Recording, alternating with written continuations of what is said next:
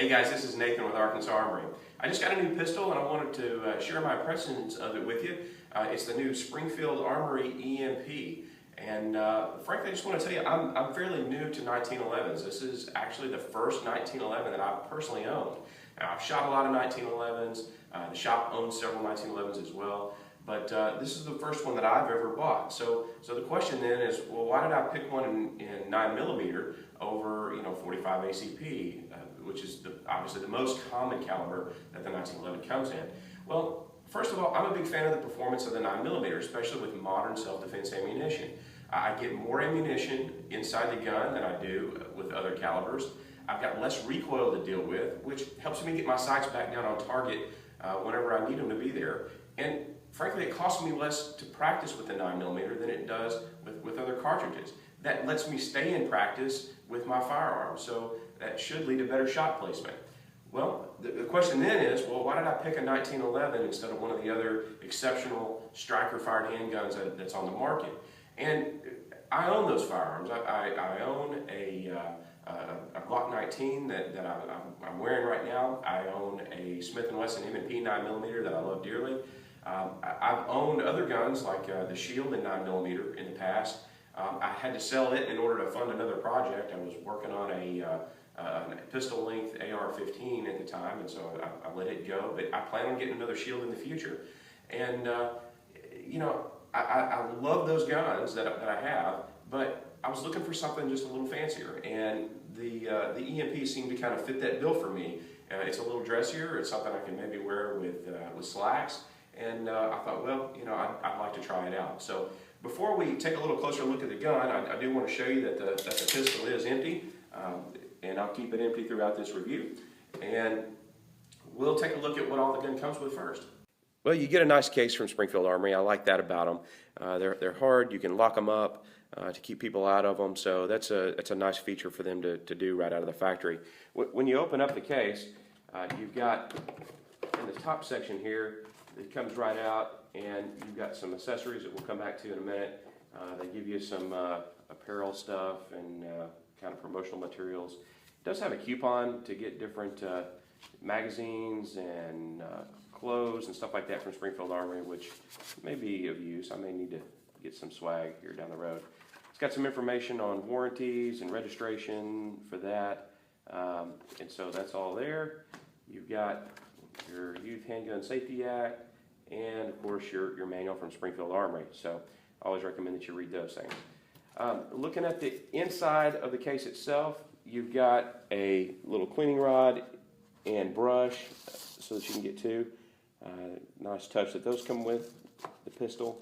You've also got Springfield Armory's magazine carrier, and they've actually changed this. I've seen Springfield Armory ship guns with holsters before, but it seems like they've changed this to a paddle holster. The ones I'd seen in the past had been belt holsters, and so it's actually a fairly nice little paddle holster that seems to work pretty good with the pistol. So that's always a nice touch as well.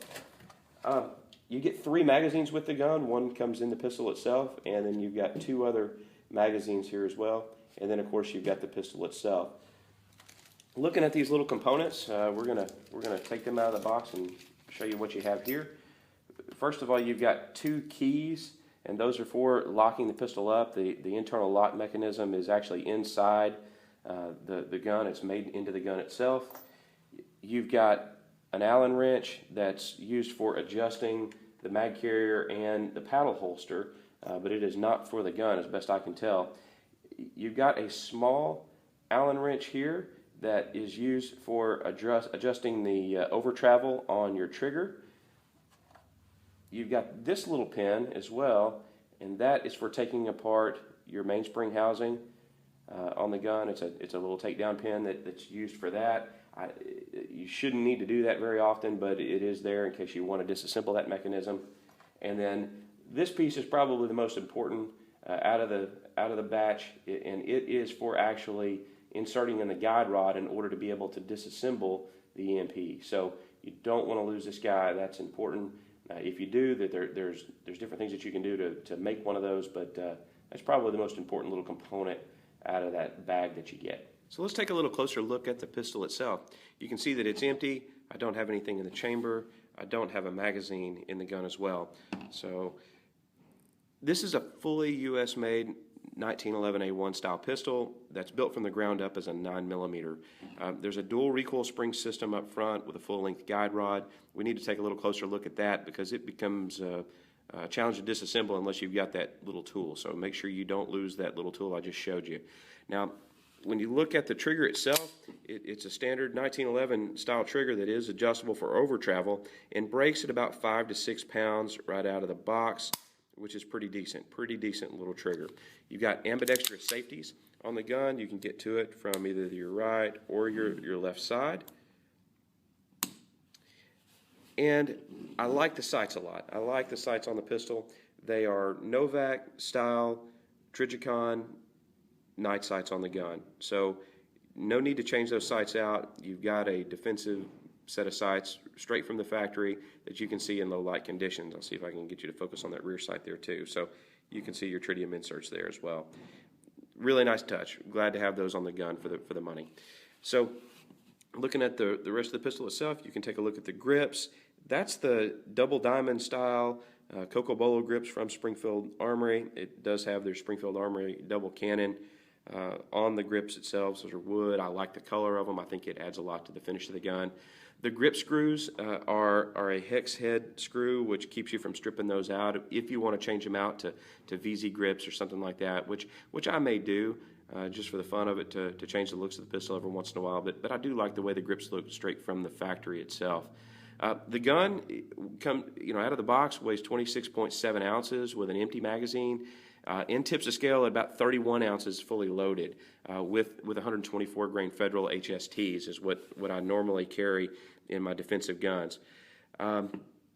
That's just under 2 pounds fully loaded, not a very heavy pistol. Now, it is a little heavier than some of the polymer striker-fired handguns that are on the market, like the M&P Shield. I think the Shield empty is 19 ounces, and fully loaded, the Shield comes in at 22.9 ounces. But given that this pistol is a little heavier, it does help reduce the recoil when you're actually firing the gun on the range. So it's a very comfortable gun to shoot whenever you take it out to the range and put some rounds through it. The pistol itself is 5 inches tall. You've got 6.6 inches in length overall, and it's 1.2 inches thin. Its widest point is obviously the safeties, the ambi safeties, because they do stick out on both sides. I have seen some aftermarket safeties that you can put on the gun that remove that safety from one side of the gun if you wanted to make it a little thinner. The barrel itself is a match grade barrel. It's 3 inches in length. It's a heavy barrel. It's a bull barrel, but it seems to be very accurate. I've been able to cut one hole no problem with this pistol. It's very accurate pistol. I've been very pleased with, even though the length of the barrel is very short.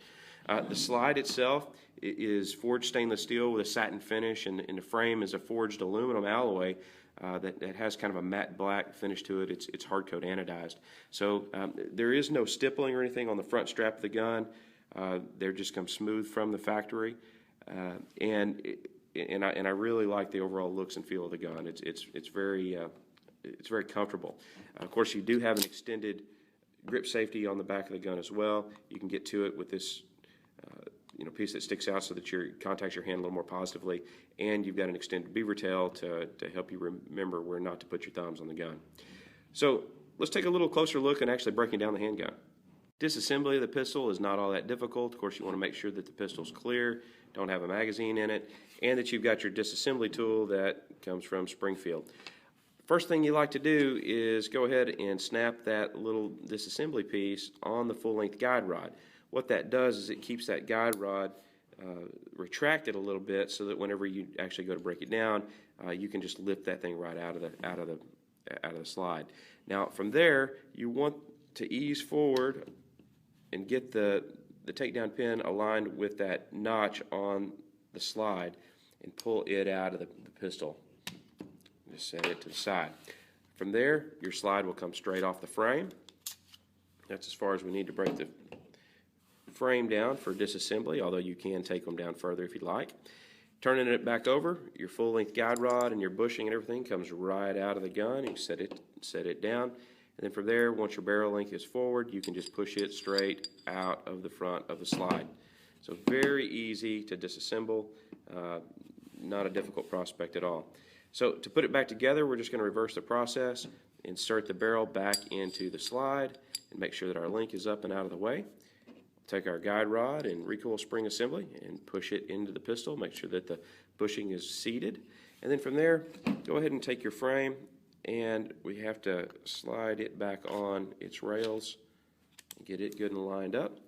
And then I like to make sure that my barrel link is all lined up right. And so what I'll do is I'll make sure while it's lined up through this hole here, I'll go ahead and insert my pin about halfway across just to make sure it goes through that barrel length, but not all the way through to the other side of the frame. Then once it's there, it holds the barrel in place for me. I'll retract it just a little bit and then kind of smartly push the takedown pin all the way through the gun, reseating it like that. Now I've still got my tool that's in the gun. Go ahead and take the tension off of your guide rod, and then use a fingernail or whatever you can and just pry that little guy off of the guide rod, which sometimes can be a little difficult to get to if you've got big hands, but it's not a big deal, and it comes right off of there as well. From there, your pistol is reassembled and good to go. So I've got the pistol in range now, and I'm going to put some rounds through it just so you can kind of see how it shoots.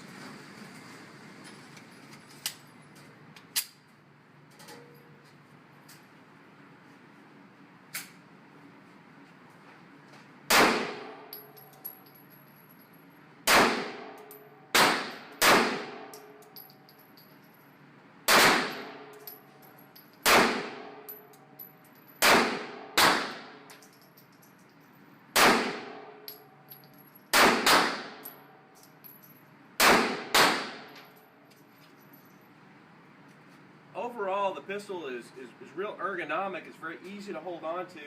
Very little recoil for what it is. The accuracy is pretty good. I was just shooting those 9 rounds at about 7 yards at the feed on the target. And overall, it's pretty close. Very easy to shoot. Very controllable. So I enjoy shooting on the range quite a bit. So what do I think about the pistol? Well, I like it a lot. It's a good-looking, small, thin, easy to shoot, very ergonomic handgun, and I'm really enjoying that about the gun so far. It's been reliable. It's fed ball ammo, it's fed hollow points no problem so far, and I like that.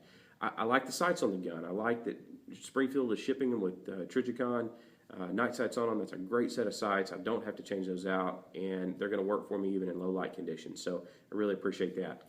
I like the trigger. You guys know that a good 1911 trigger is really a lot of fun to shoot, and I like that I've got a nice, easy trigger pull and single action, and that'll be something I'm really looking forward to enjoying over the years with this gun.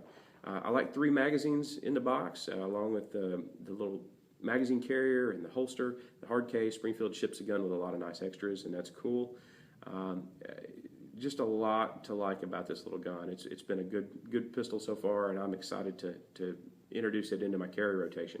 So what do I not like about it? Well, at the end of 2014, when I'm making this video, the price, they're $1,299 right now, and that's no small amount of money, but it's kind of funny how you get what you pay for, and this thing has been worth every penny so far. Also, not a big fan of dealing with a safety on the pistol, but that's 1911. You know, I know that I've got a safety to deal with on a single action pistol, and so it's just something I'm going to have to train into myself, especially after carrying a lot of striker fired handguns without safety. So that's something I'm going to have to train in order to make sure that I'm comfortable with it whenever I start carrying this gun more often. And then finally, just the takedown tool. I don't like having a little tool that I've got to keep up with in order to be able to disassemble my handgun. Not that it's a big deal. Even if I lose it, I can cut a big ink pen in half and still use that. But it's nice to be able to take a pistol apart without having to use any extra tools or anything, but not a big deal. I can get over that. So overall, I really like the pistol. I think you ought to check one out and introduce it into your carry rotation as well. Hit us with a like and subscribe. Also check us out at ArkansasArmory.com and on Facebook at Facebook.com/ArkansasArmory. Most importantly, come see us and shoot with us. I'm Nathan. Thanks for watching.